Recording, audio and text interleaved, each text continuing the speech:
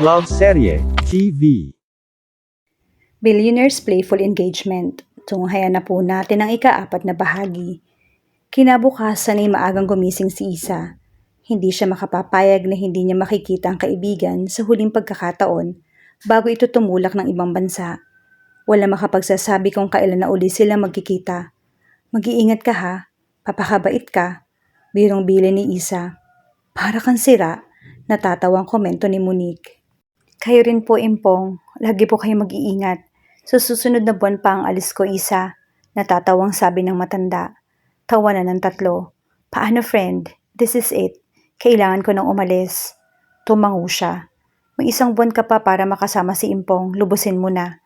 Nakakatawang sabi naman ni Monique nang sumakay na ito ng owner-type jeep na siyang maghahatid rito sa Maynila. Kasunod si Impong. Sinabi mo pa. Nakatawang sabi niya na kinindatan si Impong.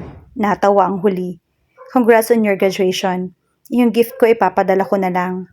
Sa'yo rin, pero yung gift mo hindi ko matatanggap in kind. Cash, pwede pa.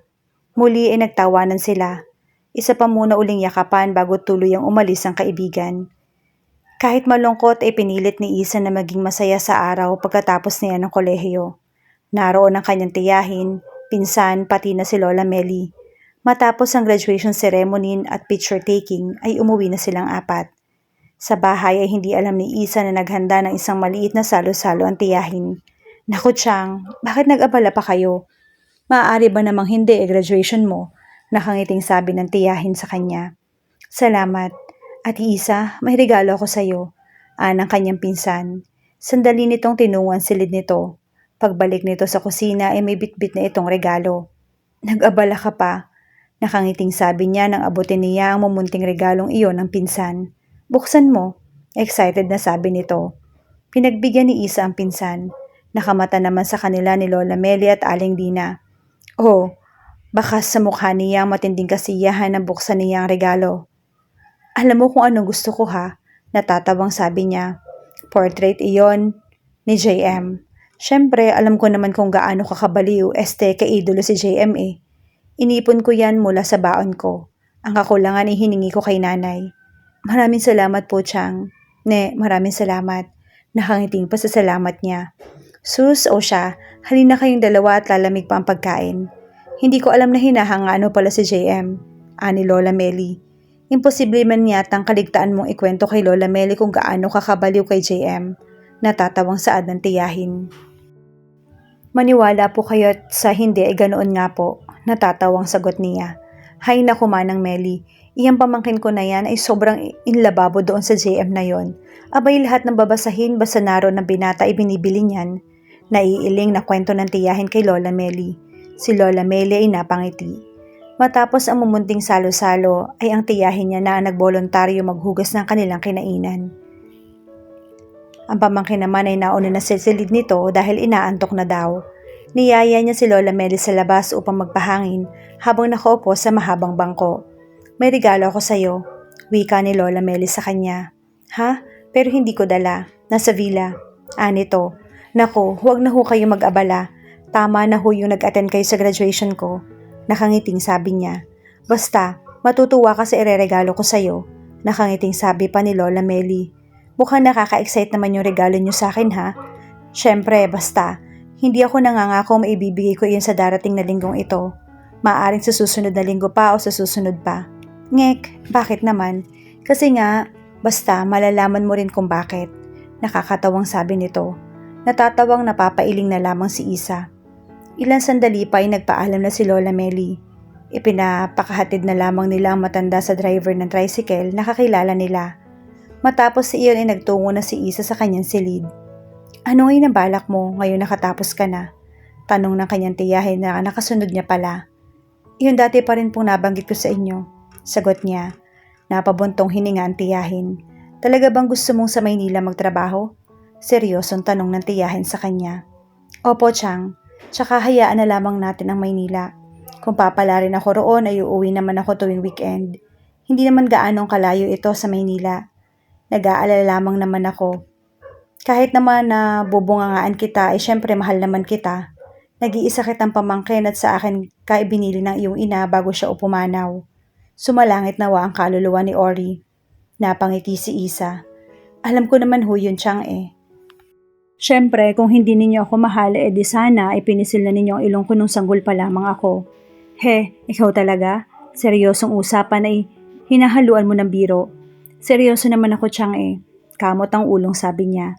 Sasama ako sa iyo sa paghahanap mo ng trabaho. Anang tiyahin. Chang, o bakit? Chang naman, nakakahiya naman ako niyon. Ang laki-laki ko na isasamahan pa ninyo ako mag-apply. Tsaka paano ang tindahan? Natameme ang kanyang tiyahin. Kailan mo balak mag-apply? Uumpisahan ko po muna sa pag-a-apply online. Kailangan ko pa rin pong ayusin yung diploma ko.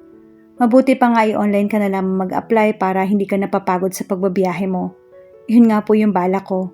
O siya, sige na at magpahinga ka na. Inaantok na rin ako. Paalam ng kanyang tiyahin bago ito lumabas ng kanyang silid. Pagkalabas ng tiyahin ay kinuha niya ang isang hindi kalakihang kahon na binalutan niya ng magandang cover. Buhat sa kahon ay inilabas niya ang regalo sa kanya ng pinsan na agad niyang itinago doon kanina. Graduate na ako, JM. Hi, sana makita na ulit kita. Tila nangangarap na sabi ni Isa. Isang linggo matapos ang graduation ni Isa ay wala siyang ginawa kundi mag-job hunting online. Nag-submit na rin siya ng resume niya kay Lola Meli dahil ayon rito ay may kakilala raw ito sa Maynila na pwede niyang mapasukan. Hindi ba namili si Lola Meli kahapon ng mga gulay? Tanong ng tiyahin sa kanya. Linggo ng araw na yon, kahapon ay hindi dumaan si Lola Meli. Nagpauna na rin itong hindi muna mag-o-order ng gatas. Hindi po, sagot niya. Ano kaya nangyari kay Lola? Bukas po ay dadalawin ko siya. Paalam niya sa tiyahin. Sandali ito nag-isip. Bago mabuti pa ay dalawin mo na mamayang hapon. Magluluto rin kasi ako ng bagoong. Noong nakaraan kasi ay nagpasabi siya na kung magluluto ako ng bagoong ay bigyan ko siya. Anang tiyahin. Okay po, sagot niya. 5:30 ng hapon ay sakay na si Isa patungong villa. May bitbit siyang paper bag na may lamang isang grapong bagoong para kay Lola Meli. Nasa kalagitnaan na sila patungong villa ng masiraan ng tricycle. Kuya, ano bang nangyari? Tanong niya sa driver. Naku ining, pakiwari ko ay nasiraan pa yata tayo. Sagot ng driver. Paano kaya yan? Medyo malayo pa naman yung villa kung lalakarin ko mula rito. Mula roon ay may 3 kilometro pa ang layo niya sa Villa Villes. Kung lalakarin mo rin naman ang terminal pabalik para makasakay ka, ay ganun din naman ang layo. Wika ng driver. Kung sa bagay, wala po ba kayong cellphone para mag-text sa mga kasama yung driver para magpunta rito? Tanong niya. Ang nabili naman niyang second-hand na cellphone ay nung isang araw pa nagretiro. Umiling ang driver. Napabuntong hininga siya. Mababayad pa ho ba ako? Tanong niya. Hindi naman ako naihatid sa destinasyon ko. Dagdag pa niya. Huwag ka na magbayad ining at pasensya na. Kamot ang ulong sagot ng driver. Bumaba siya ng tricycle tsaka inumpisahang maglakad. Dalangin niya ay may magdaang sasakyan. Pero mukhang imposible yon. Bit-bit ang paper bag. Ay lakad takbo ang ginawa niya. Nang lingunin niya ang tricycle ay medyo malayo ng agwat niya rito. Nakita niyang tinutulak ng driver ang tricycle nito. May kalahating oras na siguro siya naglalakad nang bumuhos ang ulan. Grabe naman, sigaw niya. Kumamalasin ka nga naman sabay-sabay pa. Palatak niya. Mas lalo niya pang binilisan ang pagtakbo. Halos mapunit na ang paper bag na dala niya dahil basang-basa na iyon. Nang may matanaw siyang waiting shed ay tinakbo niya iyon. Basang-basa na ang damit niya. Bakit naman kasi hindi siya nakapagdala ng payong? Parang naringgan niya kanina sa radyo na may darating na bagyo. Ang tiyahin niya naman ay tila nawala rin sa loob ang pagdating ng bagyo. Mainit pa naman kasi kanina ang sikat ng araw. Kaya parehong nawala sa loob niya ng tiyahin ang bagyong parating. Gosh, ang lamig. Ani yan na nanginginig na sa ginaw. Bukod sa buhos ng ulan ay malakas rin ang ihip ng hangin. 6:15 pa lamang ay madilim na ang kalangitan. Parang 7 na sa dilim. Biglang nakaramdam siya ng takot. Nag-iisa lamang siya sa diblib na lugar na iyon. Kahit ang waiting shed na sinisilungan niya ay wala man lamang poste. Napasigaw siya nang gumuhit ang kidlat at kalangitan. Nanang ko po, sigaw niya. Bakit naman kasi nagmatapang akong lakarin ng villa? Dapat pala inilakad ko na lamang pabalik ng terminal. Kausap niya sa sarili. Lord, please naman po. Sanang wala naman po sanang masamang loob na nagkalat dito. Kakagraduate ko lang po. Muling usal ni Isa sa sarili. Ay kalabaw. Muling napasigaw siya nang muling gumuhit ang kidlat sa kalangitan. Basang-basa na siya. Kahit nakasilong siya ay wala rin silbi sapagkat malakas rin ang bugso ng hangin. Ginaw na siya. Medyo nag-iiba na rin yung pakiramdam niya. Kalahating oras pa lamang ang lumipas nang may mata naman siyang tila may headlight. Kahit masama ang pakiramdam ay nakaramdam siya ng tuwa. Nang malapit na ito ay bigla siyang humarang sa gitna ng kalsada. Kung hindi niya haharangin ang sasakyang padating, baka hindi siya makita ng kung sino man ang driver ng sasakyan dahil madilim ang waiting shed na kinaroroonan niya. Sa kalagitnaan ng pagpaplano ng kasal nila ng nobya ay nag-walk out si JM. May mga plano ang nobya na hindi niya gusto. Noong kapareha niya pa lamang ang nobya on screen at kahit na naging nobya niya na nga si Laika ay hindi niya minsan nakitaan ng pagiging demanding ang babae. Kaya nga niya ito nagustuhan at niyayang pakasal ay dahil mabait at submissive ito. Pero hindi pa naman sila na ikakasal ay lumalabas na ang tunay na kulay ng nobya. He sighed. Minabuti niyang umuwi na lamang muna ng villa. Wala naman siyang natango ang appointment sa susunod na araw kaya doon muna siya magpapalipas ng sama ng loob sa nobya. Baka kapag hindi siya susuyuin ito ay ang nobya pa rin na makakaisip na mali ito. May nasa lubong siya sa kanto paglabas ng highway na nagtutulak ng tricycle. Marahil ay nasiraan. Nahinuha niyang may hinatid sa villa ang tricycle na iyon. Ang rest house nila ang dead end ng kalsadang iyon. At kung mayroon mang hindi gusto si JM sa lugar na iyon, ay ang kalsada papasok ng villa. Rough road at makitid ng kalsada papasok roon. Isa sa araw na darating ay aasikasuhin niya ang pagpapagawa ng kalsada roon. Mas pinahirap pa ang daan patungo sa villa dahil sa malakas na ulan at hangin. Ayon sa pag-asa ay may paparating na bagyo. Tinapik-tapik niya pa ang mga manibela habang nagmamaneho at nakikinig sa music. He felt relaxed. Kahit papaano ay naiibsan ang inis na nararamdaman niya para sa nobya. Sa kagustuhan makarating kaagad sa villa, ay binilisan niya ang pagpapatakbo para lamang biglang huminto dahil sa biglang paglitaw ng isang babae. Humarang ang huli sa kalsada. Tila hindi nito inda ang lakas ng ulan at hangin. "Hey!" Sigaw niya nang dumungaw siya sa bintana. Nagagalit siya dahil muntik na siyang masagasaan ito. Mabuti na lamang at mabilis ang reflexes niya. Wala siyang nakitang reaksyon mula sa babae. Sa halip ay napayakap na lamang ito sa sarili. Tanda na nilalamig ito. Napapailing-iling si JM. Ang inis na nararamdaman para rito ay nabantuan ng kakaibang sensasyon. Mula sa liwanag ng headlight ng kanyang sasakyan ay naaaninag niya ang magandang hubog ng katawan ng babae. Basang-basa na ang suot nitong bestida. Dahil manipis at basa ang nasabing damit nito, ay humahakab sa katawan nito ang suot nito. Bakat din ang suot nitong panloob dahil puti ang bestida nito. Upang mapagtakpan ang kakaibang nararamdaman, ay pagalit na nagsalita si JM. "Nagpapakamatay ka ba?" he asked, clenching his jaw. Gustong pagsisihan ni Isa ang ginawang pagharang sa kotse. Paano kung masamang loob pala ang lalaking ito? Lalo siyang nangatog. Sa lamig at dahil sa kabang biglang lumukob sa kanya. Pilit niyang inaninag kung anong itsura ng lalaki sa kotse. Pero dahil madilim ay hindi niya makita ang malinaw na mukha nito. Idagdag pa na unti-unti na siyang nakakaramdam ng pagkahilo. Pero base sa timbre ng boses nito, ay mukhang may itsura ito. Kung sa bagay, boses pa lamang ay ulam na. "Stop it, Isa. Hindi ang oras na ito para mag-swoon siya sa isang lalaking hindi niya gaanong maaaninag ang mukha." Pasensya na," sagot niya na nayakap ang sarili dahil sa biglang umihip ang malakas na hangin. Patindi ng patindi ang sama ng kanyang pakiramdam. Narinig niyang pumalatak ito. Napangiwi pa siya nang marinig niyang magmura ito. "Pwede bang pasakayan mo muna ako sa sakayan mo at basang-basa na ako? Mamamatay na yata ako sa sobrang ginaw."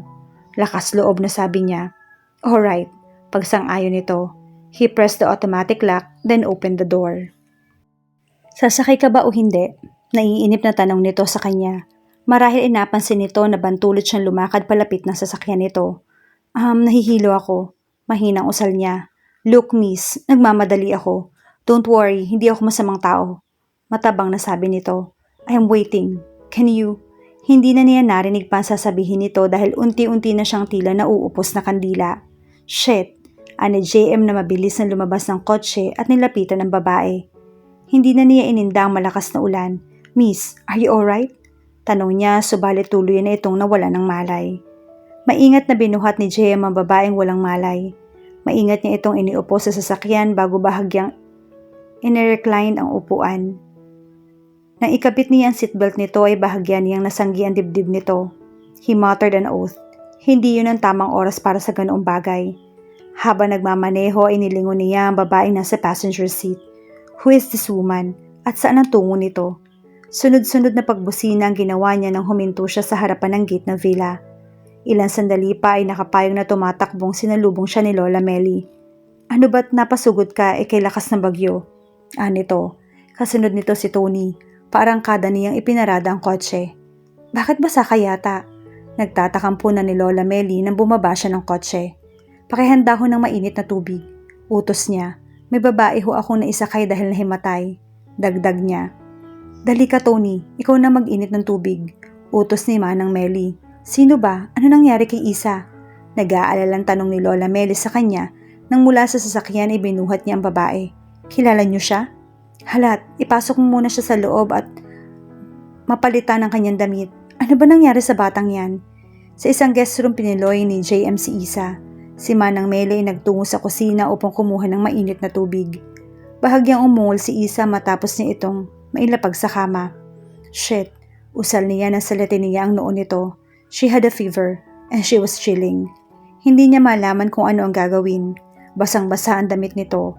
Hindi niya madesisyonan kung siya magbibihis rito o hintayin na lamang si Manang Melly. And he took a deep sigh. I'm sorry miss but I have to do this. Hingin pa umanhin niya sa dalaga na walang malay. Akmang aalisin na niya ang bestida nito nang pumasok si Manang Melly. Ako nang bahala sa kanya. Magbihis ka na rin at baka magkasakit ka. Wika nito. Nilalagnat ho siya. Pahayag niya. Ano naman kaya ang dahilan at sinugod ng batang ito ang bagyo? Palatak ni Aling Melly. Habang pinupunasan nito ang dalaga. Bahagyang tumalikod si JM nang hinubad na ni Aling Melly ang damit ng dalaga. Kilala niyo ho ba siya? Tanong niya. May binanggit itong pangalan kanina pero hindi niya masyadong narinig. Siya si Isa. Siya ang sinasabi kong kaibigan ko na may pwesto sa palengke na lagi kong binibilhan. Pagbibigay alam nito. Napatango siya. Sandali lamang itikukuha ko lamang siya ng damit ko na kakasya sa kanya. Paalam ni Manang Melly matapos itong mapunasan si Isa. Na makalabas ng silid si Manang Melly ay maingat siyang lumapit sa kama. Marahan niyang hinawakan ang noon ng dalaga. Mainit pa rin ito. She was sleeping like a baby. Noon niya napo ng maganda ito. Her beauty was so simple. Hindi ito tulad ng babaeng nakikilala niya na puro mga sopestikada.